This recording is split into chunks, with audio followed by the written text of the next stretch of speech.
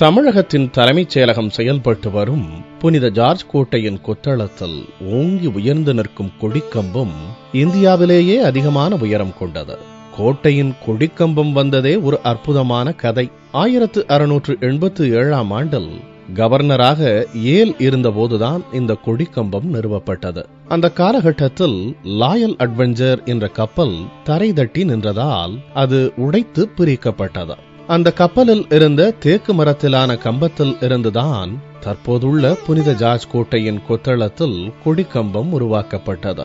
150 அடி உயரமான இந்த கொடிமரத்தில்தான் இங்கிலாந்தின் செயின்ட் ஜார்ஜ் கிராஸ் வடிவத்துடன் கூடிய கொடியை முதலாக 1687 ஆண்டு அப்போதைய கவர்னர் ஏல் ஏற்றினார். பின்னர் இந்திய சுதந்திரத்தின் போது இதில் இந்திய தேசிய கொடியான மூவர்ண கொடி ஏற்றப்பட்டது. தற்போது இந்திய சுதந்திர தினத்தன்று தமிழக முதல்வரும் குடியரசு தினத்தன்று தமிழக கவர்னரும் இந்த வரலாற்று சிறப்புமிக்க கோட்டை கொத்தள கொடிக்கம்பத்தில் கொடியேற்றி வருகின்றனர். பல ஆண்டுகளாக நிலையாக இருந்த இந்த கொடிக்கம்பம் சமீபத்தில்தான் மாற்றம் செய்யப்பட்டது.